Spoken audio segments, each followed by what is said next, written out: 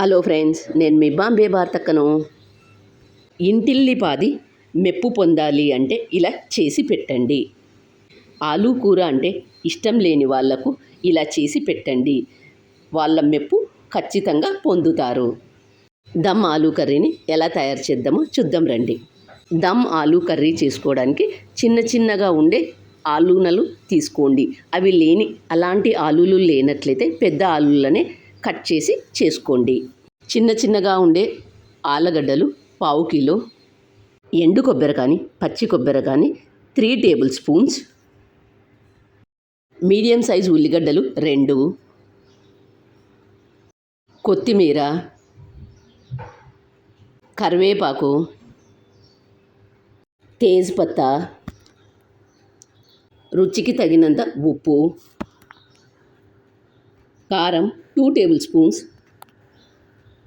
పసుపు 1/2 table spoon, garam masala 1 table spoon, పప్పులు 2 table spoons.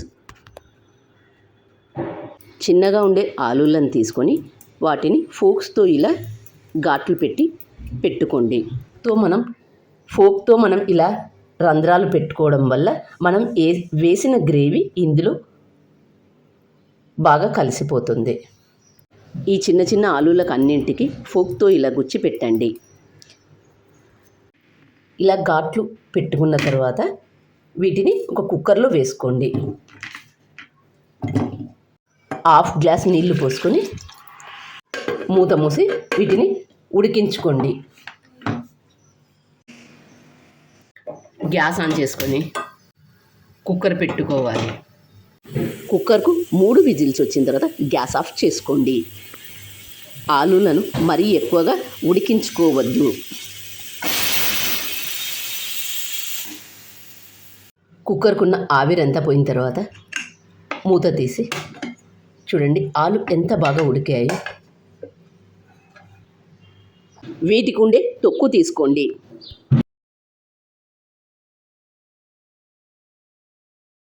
అలాగే మిగతా వాటన్నింటిని కూడా తీసుకోండి. గ్యాస్ ఆన్ చేసుకొని బండి పెట్టుకొని ఎండు కొబ్బరి కానీ పచ్చి కొబ్బరి కానీ ఏది ఉంటే అది 3 టేబుల్ స్పూన్లు వేసుకొని బాగా వేయించుకోండి.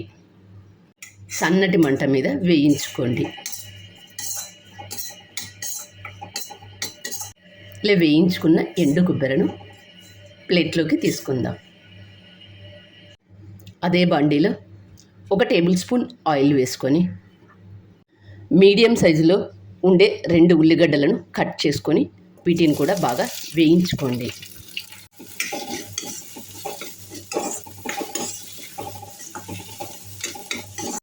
ఉల్లిగడ్డను సన్నటి మంట మీద బాగా వేయించుకోండి.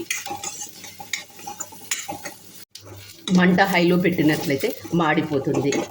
ఉల్లిగడ్డను సన్నటి మంట మీద బాగా వేయించుకోండి. ఉల్లిగడ్డను బాగా వేయించుకున్న తర్వాత పప్పులు 2 టేబుల్ స్పూన్లు చివరిలో వేసుకొని 2 నిమిషాల కన్నా ఎక్కువగా వేయిస్తే రుచి అనేది ఉండదు. గ్యాస్ ఆఫ్ చేసుకోండి. మళ్ళీ గ్యాస్ ఆన్ చేసుకొని ఒక కడాయి పెట్టుకొని అందులో ఆయిల్ 4 టేబుల్ స్పూన్స్ వేసుకొని ఆయిల్ వేడైన తర్వాత తేజ్పత్తా వేసుకొని కరివేపాకు, పొట్టు తీసిన ఆలుగడ్డలను ఇందులో వేసుకొని 1 నిమిషం పాటు ఆలూలను వేయించుకోండి. పసుపు, ఉప్పు,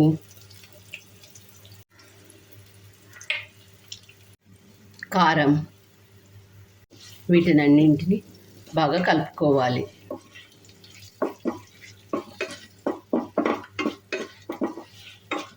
జారును తీసుకొని వేయించుకున్న ఎండు కొబ్బరిను పూర్తిగా చల్లారిన తర్వాత ఒక మిక్సీ జార్లోకి తీసుకోండి. వేయించుకున్న ఉల్లిగడ్డలు పప్పులను కూడా మిక్సీ జార్లోకి తీసుకోండి. వీటన్నింటిని మెత్తగా మిక్సీ చేసుకోండి. మిక్సీ చేసుకునేటప్పుడు కొద్దిగా నీళ్లు పోసుకొని మరొకసారి మెత్తగా మిక్సీ చేసుకోండి. మిక్సీ చేసుకున్న పేస్టును ఇందులో వేసుకొని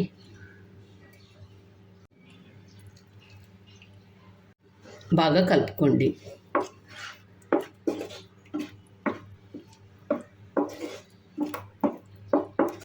మిక్సీ జార్లు ఉన్నది వేసుకున్న తర్వాత ఒక 2 నిమిషాలు బాగా వేయించుకోండి. ఒక గ్లాస్ నీళ్లు పోసుకొని మరొకసారి అంతా బాగా కలుపుకొని మూత మూసి ఒక 5 నిమిషాలు ఉడికించుకోండి. కూరలకు మంచి రుచి రావాలి అంటే నీళ్లు పోసేటప్పుడు వేడి నీళ్లు మాత్రమే పోసుకోండి. అప్పుడు రుచి అనేది బాగుంటుంది. అక్క, మా దగ్గర ఇలా చిన్న చిన్న పొటాటోస్ దొరకవు అని అన్నట్లయితే పెద్ద వాటినే చిన్న చిన్నగా కట్ చేసుకొని వేసుకోండి. చివర్లో 1/2 టేబుల్ స్పూన్ గరం మసాలా వేసుకొని గ్యాస్ ఆఫ్ చేసే ముందు గరం మసాలా వేసుకొని 1 నిమిషం పాటు ఉంచి గ్యాస్ ఆఫ్ చేసుకోండి. దమ్ ఆలూ కర్రీని మీరు కూడా తప్పక ట్రై చేయండి. మరి మీకు ఎలా వచ్చిందో నాకు కామెంట్ చేసి చెప్పండి. నా ఛానల్ కొత్తగా చూసేవాళ్ళు సబ్స్క్రైబ్ చేసుకోండి. దమ్ ఆలూ కర్రీని చపాతీలోకి కానీ, ఫుల్కాలోకి కానీ, పూరీలోకి కానీ, అన్నంలోకి కానీ సర్వ్ చేసుకొని తింటే ఎంతో బాగుంటుంది.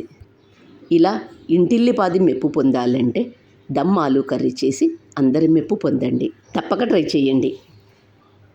Thank you for watching.